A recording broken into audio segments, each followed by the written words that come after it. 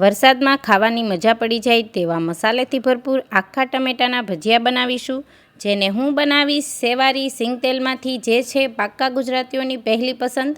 દરેક રેસીપીનું સિક્રેટ મસાલામાં જ નહીં પણ તેના તેલમાં પણ હોય છે, જેમાં તે બને છે. અને ખાવાના સ્વાદ સાથે આપણી સેહત પણ જરૂરી છે, તો હું મારા રસોડામાં સેવારી કોલ્ડ પ્રેસ સિંગ તેલ જ યુઝ કરું છું, જે ટેસ્ટમાં બેસ્ટ છે, હેલ્થ માટે પણ બહુ સારું છે.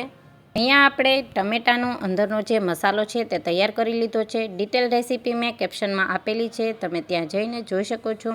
અહીંયા આપણે ચણાના લોટનું બેટર તૈયાર કરવાનું છે, તો એના માટે ચણાનો લોટ, ચોખાનો લોટ, નમક, હળદર, અજમો, પાણી એડ કરી તેનું બેટર તૈયાર કરી લઈશું. આવી રીતનું ઘાટું બેટર રાખવાનું છે. ત્યારબાદ આપણે ટમેટાની અંદર જે મસાલો તૈયાર કર્યો છે તે સારી રીતે ભરી લેવાનો છે. હવે આ ભજીયા તળવા માટે મેં અહીંયા લઈ લીધું છે સેવારી કોલ્ડ પ્રેસ સિંગ તેલ, જે વાનગીઓને લાંબા સમય સુધી ફ્રેશ રાખે છે. અહીંયા આપણું ચણાના લોટનું બેટર છે, તેમાં આપણે ટમેટાં ડીપ કરી અને ગરમ તેલમાં તળી લઈશું. આવી રીતે બધા જ ટમેટાને ચણાના લોટમાં ડીપ કરી અને તળી લેવાના છે.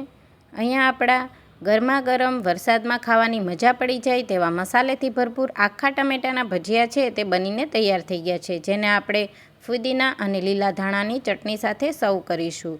તો આ વરસાદમાં તમે એકવાર આ રેસીપી જરૂરથી ટ્રાય કરજો, બધાને બહુ જ પસંદ આવવાની છે. એકદમ ખાટા મીઠા ભજીયા બનીને તૈયાર થઈ ગયા છે, અને સાથે સેવારી સિંગ તેલ તો ઓલવેઝ બેસ્ટ છે.